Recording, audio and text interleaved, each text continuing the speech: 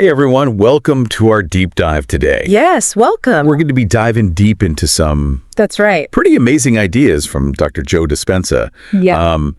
In particular, a conversation that he had with Jay Shetty about rewiring your brain to attract what you want. Yeah. It's all about shifting your mindset to transform your life. It is, really is. And I think what's so interesting, and we've talked about this a lot, is that Dr. Dispenza talks about this concept of survival mode. And, it's this idea that we're always operating in a state of readiness, always sort of like ready for something to happen, something to go wrong, as opposed to, being open to, to create. It's like our brains are constantly scanning for threats instead of focusing on the beautiful possibilities that are out there. And it really keeps us from opening our hearts. Really interesting. Being vulnerable and growing. So when we're in that survival mode, it's like our bodies are prioritizing safety over everything else. It's all about safety. Makes sense. And it makes sense because, you're flooded with stress hormones, like cortisol, and it's like you can't really... It's hard to relax and dream big when you're in that state. Totally. So then how do we shift out of survival mode? Well, that's where the heart comes in. Okay. This is so fascinating. It's not about being sentimental. It's about the physiological power of the heart. To reset our baseline. I'm intrigued. Tell me more about this heart reset. Well, Dr. Dispenza talks about how by focusing our attention on the heart, slowing our breathing, and cultivating feelings of, gratitude and love.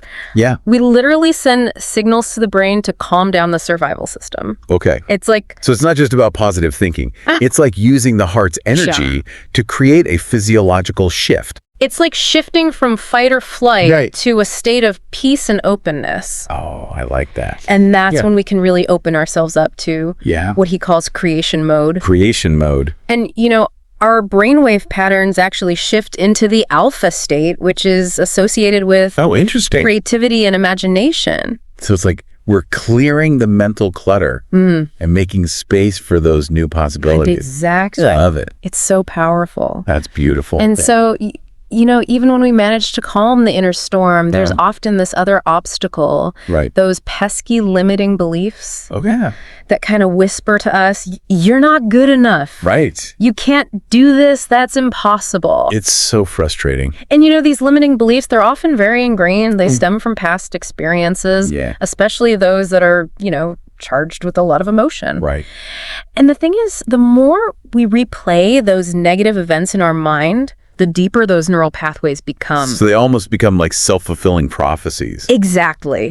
Shaping our reality without us even realizing it. It's like our past experiences are literally hardwired into our brains. They are. That's kind of scary. But it's changeable. Okay. Dr. Dispenza highlights forgiveness as a powerful tool. Now, hold on a second. Yeah. I'm not talking about condoning hurtful actions or anything. No. What does forgiveness actually have to do with rewiring our brains? It's not about letting someone off the hook. It's about freeing yourself from the emotional charge of the past. When we hold on to resentment and anger and guilt, it's like we're carrying around this heavy weight. Forgiveness allows us to put that burden down. So it's like an energetic detox. Exactly. We're clearing out that old baggage to make room for and reclaim that energy for creation. Okay. And with that newfound space, we can start to consciously choose the thoughts and beliefs we want to cultivate. He describes a belief as a thought repeated so often it becomes a hardwired neural circuit. So if we want to change our beliefs... You have to change your thoughts. Okay, but how do we actually do that? Well, intention and mental rehearsal. It's about consciously choosing those thoughts you want to cultivate and vividly imagining yourself embodying those beliefs. So it's like we're training our brains to create new neural pathways. Exactly. You're building a new mental muscle. Okay, cool.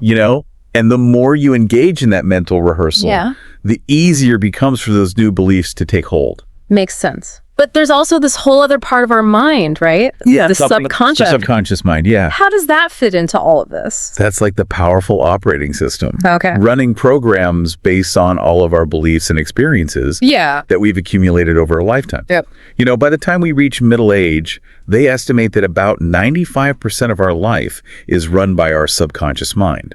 95%. So basically we're on autopilot most of the time. In a sense, yeah. Wow. And unless we address those underlying programs, our subconscious can sabotage our efforts to change. Okay. It's like driving a car with the parking brake on. Right. Right. You might move a little. Yeah. But you're not going to get very far. No. So we need to work with the subconscious mind to really create lasting change. So how do we do that? How do we work with that subconscious mind? That's a great question, and that's what we're going to get into next. Awesome. Can't wait. Stay tuned. All right. Welcome back to our deep dive into Dr. Joe Dispenza's work. Yes. Welcome back. So we've been unpacking these big ideas, like rewiring our brains, shifting our energy, and, becoming the creators of our own reality. Right. And now I'm wondering, what are the practical steps that we can take to actually apply these principles in our lives? Well, the great thing is that Dr. Dispenza doesn't just leave us with these big ideas. Right. So he gives us some really practical tools. Okay, cool. And one of the most fundamental practices he talks about is setting clear intentions. Yeah, intentions. What does that actually mean in this context? It's about consciously choosing what you want to create in your life. Okay. And focusing your energy on that outcome. So it's more than just wishful thinking. It's about actually taking steps. It's like setting a destination in your GPS. Right. You have a goal in mind. Yeah. And you align your thoughts, feelings, and actions to get there. So it's about aligning our actions with our desires. Exactly. That makes sense. And Dr. Dispenza suggests that we start each day by setting an intention for how we want to feel, what we want to experience. Okay. And then throughout the day, we can check in with ourselves and ask, am I aligned with this? Are my actions supporting the outcome I desire? So it's like having these regular check-in points. Yeah, regular course correction. Where we're not just setting the intention and forgetting about it. No. We're constantly coming back and seeing, okay, am I on track? And these check-ins don't have to be big, long meditations, They can just be taking a few deep breaths, bringing your attention to your heart and asking yourself, how am I feeling right now? Okay. What thoughts am I choosing? I like that. It's like having a personal trainer for your mind. Yeah, like a mental coach. Right. Just gently reminding you. Yeah. Okay, stay focused. Make those reps. Right, exactly. Yeah. But a coach also kind of pushes you to go beyond your comfort zone. Right. Exactly. So how do we deal with the discomfort? Well, Dr. Dispenza actually encourages us to embrace those moments when we feel resistance or discomfort. Because that's where the growth happens. That's exactly it. Right. Like, it's easy to stay comfortable. It is. But it's not gonna... You don't transform in your comfort zone. No, you don't. He has this great quote, when it's the hardest that matters the most. It's in those moments, when we can choose a different response. Right. That we're really rewiring our brains. Yeah, I love that. And creating new possibilities. So it's about leaning into the discomfort. Yes. And seeing it as an opportunity. It is an opportunity, yeah. So it's not about avoiding it. No. It's about using it as fuel for our growth. And, this brings us to another key principle, which is to turn the change process into an experiment. Ooh, I like that. As opposed to a rigid set of rules. So be playful with it. Playful, yeah. Yeah. It's about approaching it with curiosity. And openness. To be open to trying new things. Yeah, and observing the results and adjusting your approach as needed. Oh, I love that. Like being a scientist. A scientist of your own life. Exactly. So what are some examples of people who have applied these principles? Well, he shares so many incredible stories. We hear about people going from bankruptcy to abundance, finding love after heartbreak, overcoming trauma, chronic illness. Amazing, right? And while all these journeys are different, there are common threads. Well, one of the most consistent themes is this shift in mindset from I have to I want to. Okay, so instead of feeling obligated. Yes, moving from obligation and force to a place of desire and inspiration. It's like, going to the gym because you feel like you should. Exactly. As opposed to... Versus going because you want to move your body and feel good. Right, exactly. It makes so much sense. And when we're motivated by desire, it fuels our efforts and makes the journey so much more enjoyable. Makes it sustainable, too. It does. But what about those times when we're putting in the effort, but we don't see the results? That's where patience and persistence come in. Okay. He cautions us against falling for the overnight success myth. Right. Real transformation takes time. It does. Consistent effort. And resilience. Yeah, a willingness to navigate the challenges. Because there will be challenges. There will be. Right. It's not a linear journey. No, and that's okay. Yeah, right? It's about not giving up on ourselves. Yeah, keep showing up, keep practicing, keep believing in the process. It's a practice. And even those small changes can make a big difference over time. They really can. And Dr. Dispenza talks about this idea of shortening the distance between the thought of what we want and the experience of having it. Okay. It's not about forcing things to happen, right? But it's about creating the conditions that allow those desires to manifest. So becoming a vibrational match Exactly. for what we want. And one of the most powerful ways to do that is by cultivating inner peace. Because when we're stressed, it's harder to create something new. He says the opposite of love is not hate, it's stress. Ooh. When we're stressed, we're disconnected from our heart, from our true selves. And that creative power. And from the creative power that flows through us. So cultivating inner peace is not just about feeling good. No. It's about tapping into that. It's about tapping into that creative potential. And becoming a magnet for the experiences we want. Beautiful.